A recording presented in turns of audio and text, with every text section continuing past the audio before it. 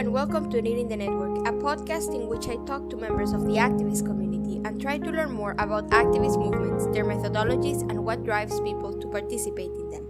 My name is Selene Rivas, and today I'll be talking to Libby Frank, an activist and co-founder of the Northwestern Suburban Peace and Education Project, an organization which does counter-recruitment at schools in the northwestern Chicago area. She's been doing this work for 14 years. Let's listen to her describe her trajectory.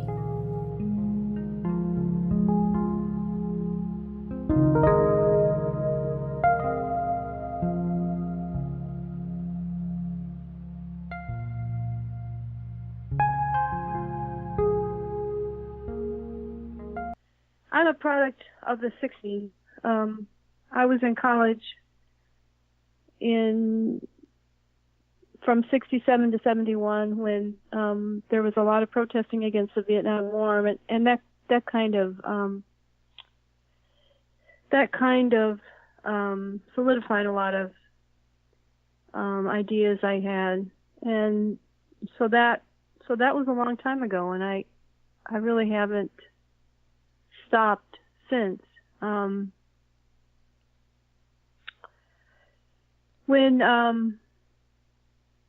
I got into the counter recruiting activities when my youngest son was in high school, and it was right after 9/11, and everybody was banging the drum about going to war in Iraq, and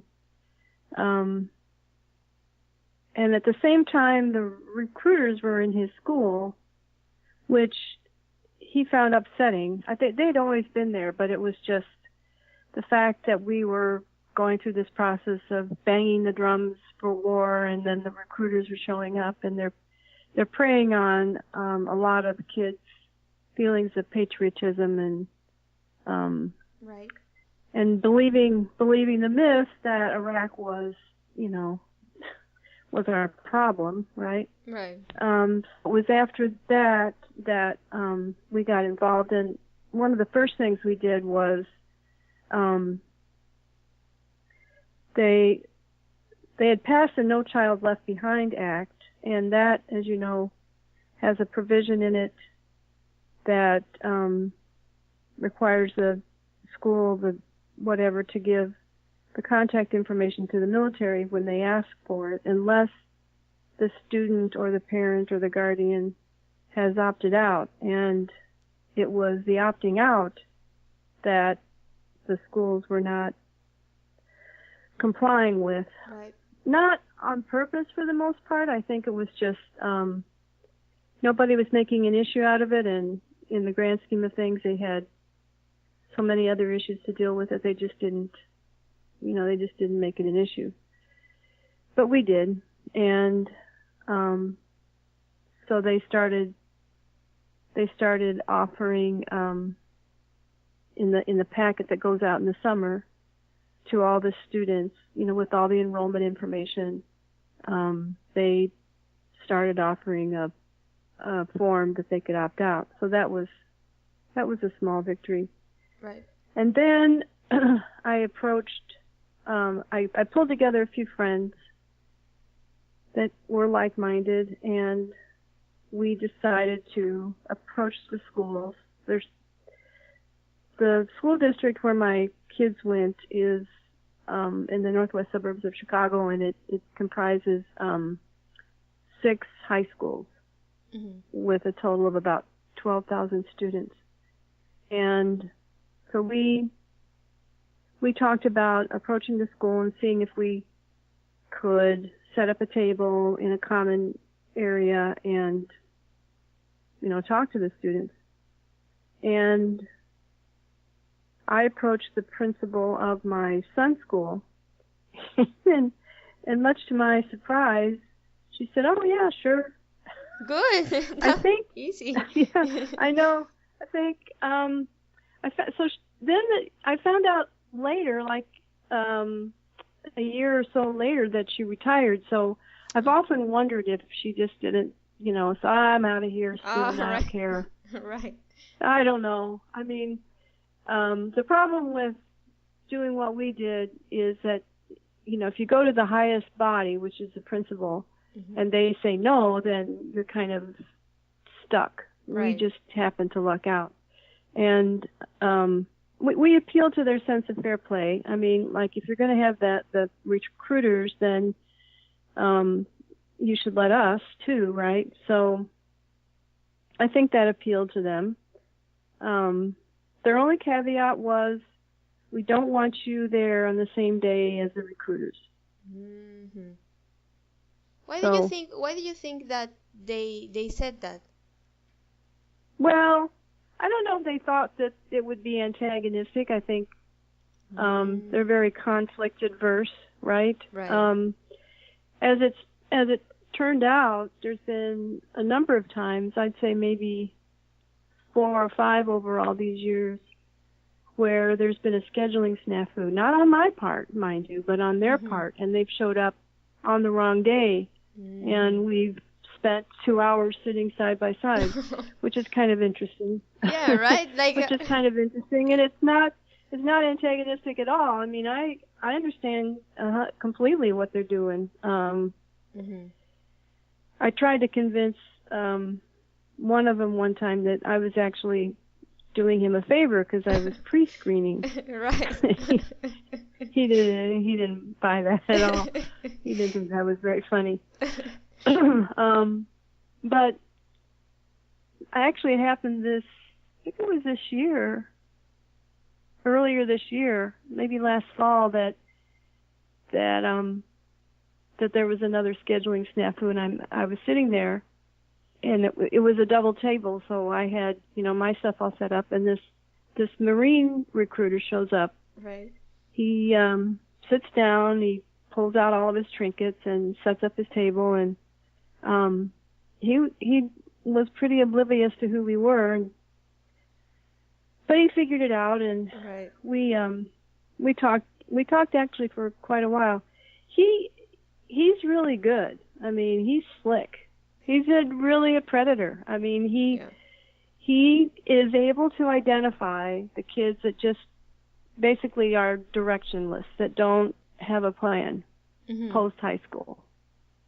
He can pick them out, and he'll talk to them, and they, and sometimes if they're not really all that enthusiastic, a lot of times what they say is that they're going to go to community college, right. which is sort of a default plan. Right. So he knows when the deadline for applying to the college is, and so a couple of days after the deadline passes, he'll call them, knowing full well that they have missed the deadline because they just don't have it together. Right. And yeah, he's pretty slick. Do you think that, like, maybe does he do that by researching them, or do you think he can pick them out by looking at them?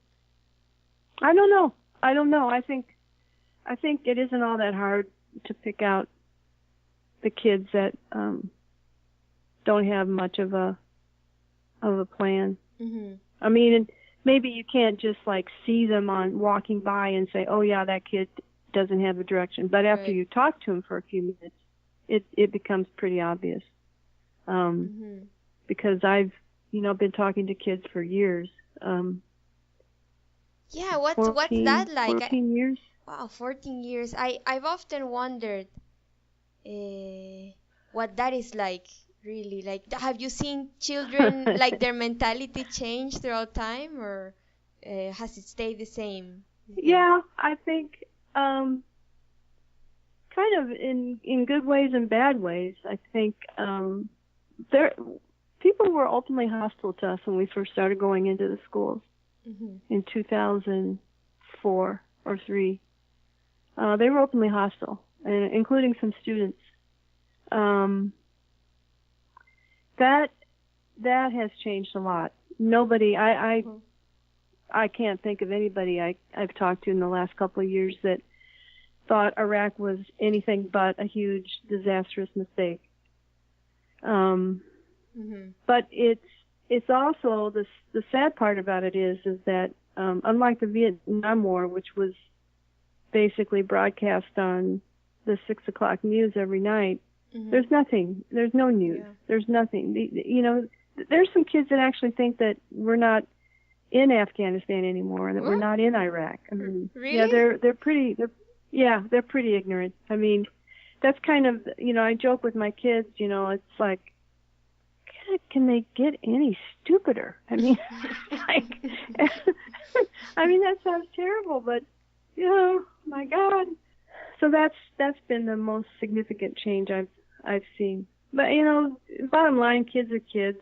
I think in a lot of ways it's harder being a high school student these days. With social media, there's just so much. It's hard to get any peace and quiet. I think it's kind of destructive in some ways. When you started, did you think that you were going to last all this time doing No. this? No. No. No. I mean, so I don't know. We thought I had no expectation that we'd still be doing it 15 years on, but we are, and every year we kind of debate, should we? But we have a presence in the school, and we try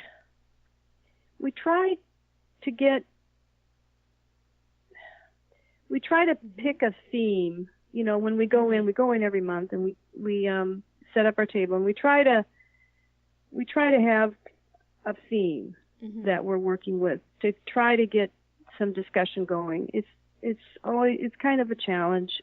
We've had some things that have been successful, some things that not so successful. If we can, a lot of times we'll do an informal survey, like whatever is happening, like maybe Syria would be a good example. Do you think we should have bombed Syria? And ask them to write.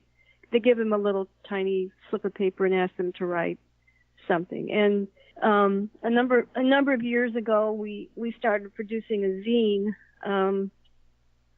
We have a person in our area that owns a printing shop, and they have been printing it for us. So it's a self-produced little zine, and we will put stuff in there that the students have written, or in the case where we've done a little survey, we'll put in the results of our survey, the students' quotes and stuff.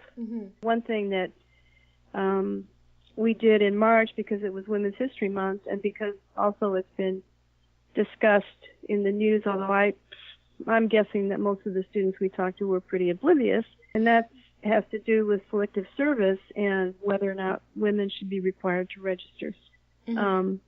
So we put up a sign, and we had the students vote: should women be required to register for selective service, yes or no?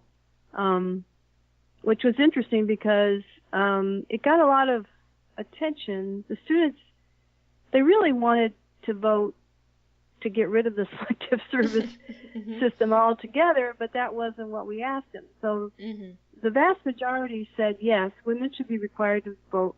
Women should be required to register for selective service, because they felt, now that women have been admitted into combat, it should be equal. But it sparked a lot of discussion. So that was a tabling theme that was, went off pretty well. When you do tabling, it's a table in the lunchroom, right? In the lunchroom or the hallway or the commons area, depends on the school. They're all different. And you invite children to come close, and then you discuss these topics? Yeah, we try to lure them to our table. It's not always easy. Candy helps. We have candy. Candy helps. Yeah, they like Starburst, believe it or not. Really? That's the favorite. Yeah, Starburst. That's the favorite. you said that you started, like, you were in college during the 60s, right? 60s, 70s. Right, yeah. 67 to 71. Do you think I graduated in 71. that the way people talk about war is different now than the way they talked about war back then?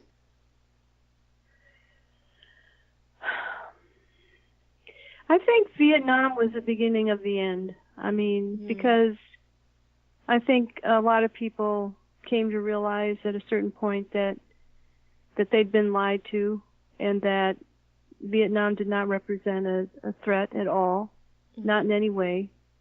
And that was quite a bit different than previous wars like Korea or World War II or World War I. I mean, there's a lot of people that will argue that World War II could have been avoided, maybe. I don't know. I mean, but it was quite a, the attitude about World War II was completely different than Vietnam or any of the involvement since. It's right. You'll find a few people that and I think a lot of it is that they just don't want to admit that they risked their life for nothing, right? Yeah. They will, I've heard some people say, well, one young man say, well, somebody's got to do it. Right. He was gonna, I don't know. Does somebody have to do it? Yeah. I mean, or do what, really, even?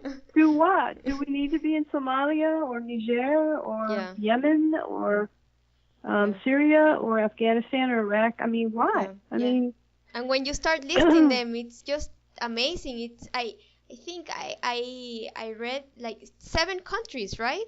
Currently, that the U.S. is in. Nah, we have over 700 military bases around the world, and we have troops in Korea. We have troops everywhere. We have troops in Germany. We have troops in many African countries. We have troops in many South American countries. Yeah.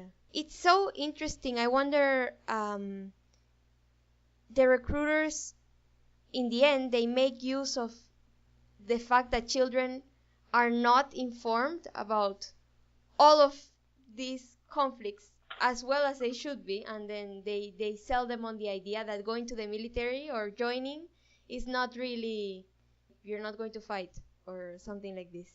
Well, they try to present it as a jobs opportunity. That's the real difference I see between now and Vietnam or before that. We had the draft and everybody served. Unless you were George Bush and your dad bought your way out, right? Right. Or you were Trump and you had plantar fasciitis, which is just fallen arches. I mean, give me a break, right? Yeah. Everybody served. But now they have to switch. They can't, if they have to paint it as a job opportunity, a career. And for whatever crazy reason, I mean, the military is still one of the highest respected institutions in the country.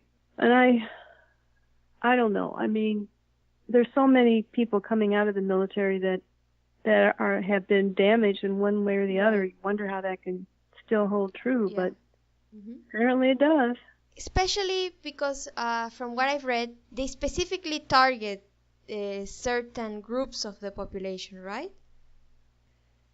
Well, it's not that they specifically target low income and minority people, but they will target people that don't appear to have a plan, that don't appear to have a future. And that a lot of times corresponds to economic status and racial inequity, because, college is expensive and not everybody can afford it. I was reading something that was published recently by the Department of Defense, and they're talking about that they have managed to bridge a lot of inequities in their among minorities, Mm-hmm. but they talk about how they geographically are not diverse. In other words, the recruits are concentrated in cities, and that leaves a lot of rural areas. Actually, that leaves a lot of rural areas Like out. open. Yeah, really. And I would have thought, in fact, that they would have looked for rural areas since. Yeah, I was kind of surprised by that too. But a lot of it ends up boiling down to the fact that that's not where the recruiters want to live, right? All right. That's a good point. Yeah. I don't know. Do you think that you attract the same type of crowd as the recruiters do? Or do you think maybe that the type of kids who come to your table are already a little bit interested in peace or anti-war movements and things like that? Well, generally that's the case. The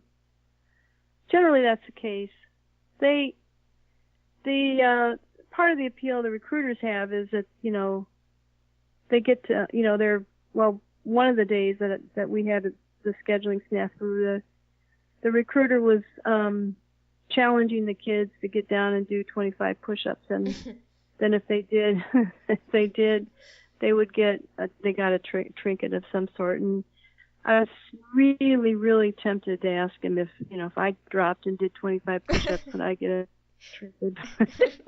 But I didn't. 25 push-ups, and the kids actually would prefer to do that than not. Well, they were clustered around, and they were trying to egg on one of their buddies to do it, but yeah, no. That's the other thing. When I was sitting next to that Marine recruiter,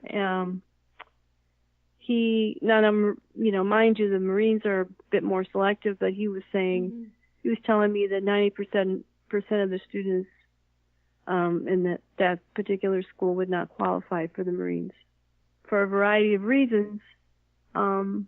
Physical fitness isn't, obesity is an issue, drug use, tattoos, health issues like asthma, and, right. But I was kind of surprised because in the northwest suburbs of Chicago, it's not an inner city school, predominantly working class, but I still was a bit surprised. Yeah. But yeah, like even like 95%, and then really it seems, why are you putting the recruiter in the school? Because if you're not going to I know. He said 90%, I think. 90%. But yeah, you have a point. I mean, still, it's, it makes you wonder why are they wasting their time. Exactly. But I think too that it used to be there were all kinds of incentives and punishments built into not making certain recruiting goals, and I don't believe they operate that way anymore. Right. Which in some ways is good because it led to a lot of abuses. Exactly. That. I mean, It in the end it just makes them, from what I've read, lie to the kids to get them to sign up. Right. Yeah. So I wonder, because for me it's amazing that you've been interested in the peace movement since you were in college, and actually actively working in counter recruitment for 14 years. I think that is astounding. And I want to ask you, what has motivated you to keep working all this time? Well, I guess bottom line, I mean, we can't fight wars if we don't have soldiers. So, it keeps the pressure on, even though there are many times when it seems like, it seems kind of fruitless. They have so much more money and so much more influence than we do. And it's really hard to know what kind of effect we have. It's one of those things that's really unknowable. There have been times when a student has come back and said, they appreciated the information we gave them because it made them change their mind. Right. But that doesn't happen all the time, and so it's hard to know what kind of effect you have. Right. But that, getting that kind of feedback keeps us going. And the kids crack me up. Yeah, I bet. They're funny. They're funny. I mean, they're not trying to be funny, but they're funny. Right. I've been doing it so long that, one of the schools that I go to is the school where my kids went to school, and I was there the other day, and I walked by a classroom, and there was one of my son's buddies teaching history, and I just like, oh man, I had to do a double take. He was expounding on the Treaty of Versailles. I just had to laugh. I mean, I thought, my God, I've been doing this too long. The kids are the teachers now. I think, well, as long as you don't see the kids becoming the recruiters, I think you're still fine. Yeah. Well, that may have happened too, but if so, I don't recognize any of them. What strategies have you used that you feel have been like most conductive to get their attention? Basically anything that's interactive that gets them, like taking a survey or spinning a peace wheel, or sometimes a game, matching up a quote with a particular president, or if it's interactive, that's the best way to get their attention. And then and getting them to talk about themselves. Everybody likes to talk about themselves, so right. Right. So I'll start out by finding out what year they are, and then kind of go from there. Because if they're senior, then we launch into a long discussion about what they're going to do after high school, and if they're not a senior, then what's your favorite subject, and right. Everybody likes to talk about themselves. How would you describe this current moment in the peace movement? Well, I think it's kind of it's been really bad. We're in a state of permanent war, and people have become, the militarization of society is pretty complete. People don't even question. I mean, you go to the movies and you see National Guard commercials, and you watch TV and there's Army commercials all over the place, and Marine commercials, and everybody's a hero. I mean, it's just pervasive. People don't even notice it's going on anymore, which is kind of scary. But there's been a lot of movement around gun violence, and I think the two things are really interrelated, and to the extent that the peace movement can make that connection, I think it will gain some traction, because where do these guns come from? I mean, when people use these high capacity, these AR-15s, and those are military weapons. They're military grade weapons, so they shouldn't be on the street. A lot of students around Chicago and the suburbs participated in the March for Our Lives. A lot of them walked out of school on those dates. A bunch walked out on April 20th, which was last Friday. That was the anniversary of Columbine. Right. So, yeah, and interestingly enough, they have, well, at least around here, I don't know about every place, but around here they haven't really been punished. which is kind of, it was kind of interesting. I'm sure that most school administration don't want the alternative, which is like teachers with guns. Yeah. It's kind of. Yeah, that's insane. Yeah, I walk by there's a police officer at all the schools that I go to, and I walked by the police officer the other day when I was at the school, and I stopped because I had to ask. I stopped and I said, so, and it was a female officer. I said, so I have to ask you this. What do you think about arming teachers? And she said, terrible idea. She didn't even think about She didn't even hesitate for 1 second. She said, that is a terrible idea. It's the worst idea I've ever heard. And I said, because they're not professionals, right? She said, exactly. They haven't needed it. So yeah, exactly. And actually, if you've seen in the NOMI Facebook page, there was this big debate around the marksmanship guide that was posted. And some people were saying that teaching children marksmanship was actually teaching children gun safety. And I was very confused, like, why is teaching children how to shoot a gun the same as teaching, like, gun safety, And I think that it's not. It's like this wrapped idea that a lot of people seem to have. I don't know. I wonder how it came to be that people have these really strange ideas when it comes to guns in the U.S.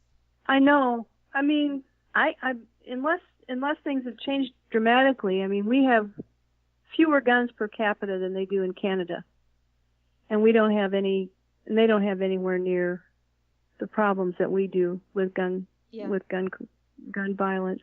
So there's just, it's just a violent society, and the fact that we're in all those countries and we have 700 and some bases around the world, I mean, and that says a lot. Yeah. So, yep. I mean, and Roger Moore talks about that in one of the movies that he made. I forget which one, but there's more guns per capita in Canada than there are here. I think that already what all of you have done, which is why I was very excited about doing these interviews. I think it's just that your work is you've been very resilient. That is very it motivates me really, because sometimes it seems like there's so many problems, but I think it's good to know that people are still doing the good work. Yeah. I you know who Angela Davis is, right? Yeah. Mm-hmm. Okay. So a number of years ago, I was someplace where she was speaking, and at the end there was a Q&A, and somebody said, "How do you keep doing this work after all these years and all these disappointments?" And she said, "Well, the short answer is we have no choice." And then there was a long answer, and I don't even remember what she said, but that always stuck in my brain. Well, we have no choice, really. I mean, seriously, we have no choice. We have to. Exactly. So, but yeah.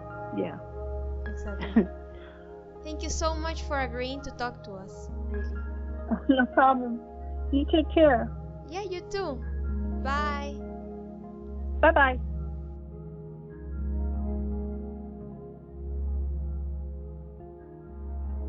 I hope you found that as interesting as I did. A big thanks to Libby Frank for letting me interview her. This is a project done with and for the National Network Opposing the Militarization of Youth. Please visit our website at nomi.org and follow us on Facebook, Twitter, or Instagram. Music by musician Anne Annie.